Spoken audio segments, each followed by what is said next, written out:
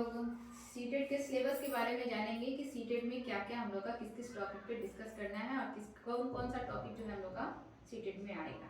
ठीक है, तो हम पहले से आप लोगों के लिए प्रिपेयर करके रखे हैं कि सीटेट में हम लोग का कौन कौन सा टॉपिक पे स्टडी करना है, कौन कौन सा टॉपिक हम लोग का आएगा।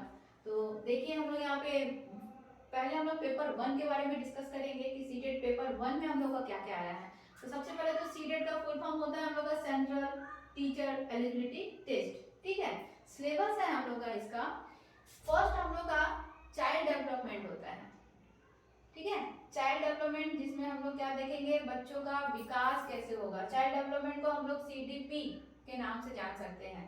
हम लोग का जो है इसका शॉर्ट फॉर्म होता है CDP यानी कि चाइल्ड डेवलपमेंट। इस चाइल्ड डेवलपमेंट में हम लोग क्या क्या टॉपिक को हम लोग को पढ़ना है, किस किस टॉपिक पे हम लोग को स्टडी करना है, जिससे हम लोग का ओनली ये चाइल्ड डेवलपमेंट हम लोग का जो CDP है ना, ये हम लोग का 30 मार्क्स का होता है।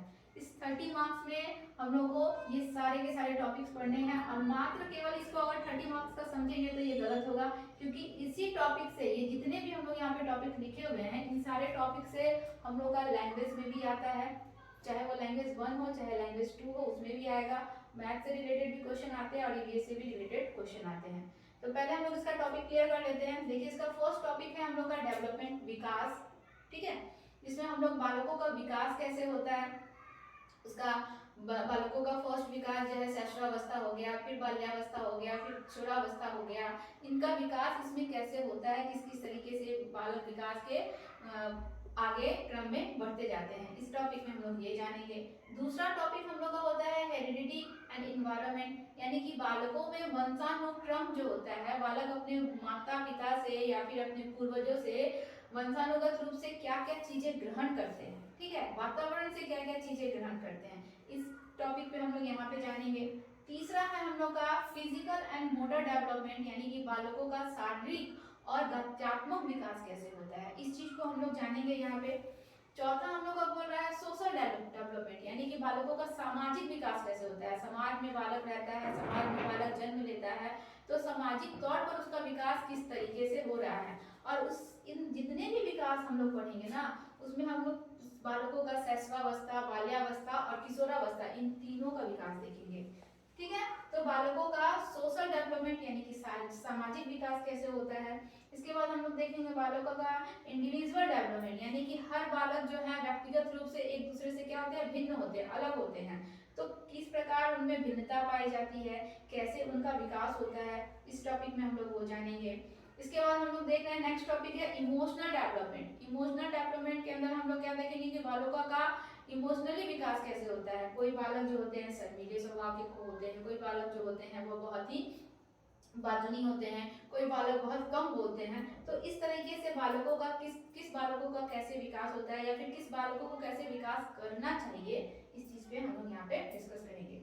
अगला बोल रहा है हम लोग का मोरल डेवलपमेंट। ठीक है, यानी कि बालकों का नैतिक विकास, नैतिकता का विकास कैसे होता है। समाज में बालक रहते हैं तो उनमें नैतिकता कैसे आती है, तो इस विषय पे हम लोग यहाँ पे डिस्कस करेंगे।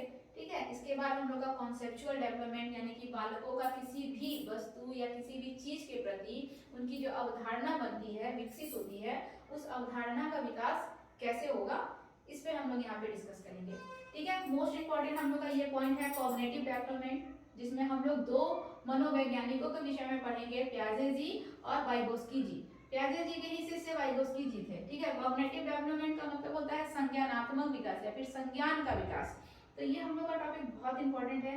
इस टॉपिक से हम लोग का 5 से 6 क्वेश्चन हर साल आता है। इस टॉपिक में हम लोग बालकों का संज्ञान का विकास कैसे होता है, उनके समझ का निर्माण कैसे होता है, ये पढ़ेंगे। लर्निंग भी हम लोग का बहुत इंपॉर्टेंट टॉपिक है। इस टॉपिक से हम लोग का क्या आता है कि बालक किसी चीज को सीखते कैसे हैं। लर्निंग का मतलब होता है अधिगम, अधिगम मतलब सीखना या जानना, तो किसी चीज को बच्चे सीखते कैसे हैं, जानते कैसे हैं, इस टॉपिक में हम लोग ये पढ़ेंगे। इसके बाद हम लोग का नेक्स्ट टॉपिक आ जाता है मोटिवेशन। मोटिवेशन का मतलब होता है अभिप्रेरणा, बालक प्रेरित कैसे होते हैं। बालक दो तरीके से प्रेरित होते हैं, एक होता है प्राकृतिक तौर पर, एक होता है बाह्य तौर पर। तो इसमें हम लोग मोटिवेशन पढ़ेंगे कि बालकों को कैसे मोटिवेट करना चाहिए, बालक स्वयं मोटिवेट हो रहे हैं या बाह्य किसी वस्तु के माध्यम से मोटिवेट हो रहे हैं, इस चीज को हम लोग जानेंगे यहाँ पे। नेक्स्ट है हम लोग का इंक्लूसिव स्कूल। इंक्लूसिव स्कूल में हम लोग बालकों को इस तरह से शिक्षा देते हैं कि चाहे वो किसी भी क्षेत्र के बालक हो, चाहे वह हम लोग के प्रतिभाशाली बालक हो, चाहे वह हम लोग के विशेष आवश्यकता वाले बालक हो, कैसे भी बालक हो, उन्हें हम लोग को समावेशी शिक्षा के अंतर्गत शिक्षा देना है। यानी कि हर बालक को सामान्य रूप से एक ही प्रकार की शिक्षा प्रदान करना है हमें। तो इसमें हम लोग इंक्लूसिव स्कूल के बारे में जानेंगे, यानी कि सबको एक साथ एक क्षेत्र के नीचे एक कक्षा के साथ एक कक्षा में एक ही प्रकार की एक ही समान शिक्षा देनी है, ग्रहण करनी है, उनको देना है। इसके बाद इंटेलिजेंसी पढ़ेंगे, ठीक है। इंटेलिजेंसी में बुद्धि, बालकों का बुद्धि परीक्षण कैसे होता है, बालक किस बुद्धि वाले बालक में क्या गुण होते हैं, कैसे कैसे वो अपने गुणों को क्या करते हैं, बाहर की तरफ निकालते हैं, उन चीजों को यहाँ पे हम जानेंगे। और हम लोग एक और हम लोग का टॉपिक है एक्सेप्शनल चाइल्ड, यानी कि विशिष्ट आवश्यकता वाले बालक। इन बालकों में क्या होता है, जो पूर्ण रूप से क्या है, मतलब विकलांग है जिसको हम लोग कहें, जैसे दृष्टिबाधित बालक हो गए, शारीरिक रूप से विकलांग बालक हो गए, या फिर गूंगे हो गए, या बहरे बालक हो गए। तो ऐसे बालकों को हम लोग विशिष्ट बालक की श्रेणी में रखते हैं और उन बालकों को एक स्पेशल शिक्षा दी जाती है, ठीक है। उनको हम सामान्य बालक, उनको हम इंक्लूसिव स्कूल में रखकर नहीं पढ़ा सकते हैं, क्योंकि उन बालकों की शिक्षा ही अलग हो जाती है। तो उनके लिए एक स्पेशल शिक्षा की व्यवस्था की जाती है, तो उसमें हम लोग एक्सेप्शनल चाइल्ड में वो पढ़ेंगे, ठीक है। तो ये हम लोग का पूरा सिलेबस था।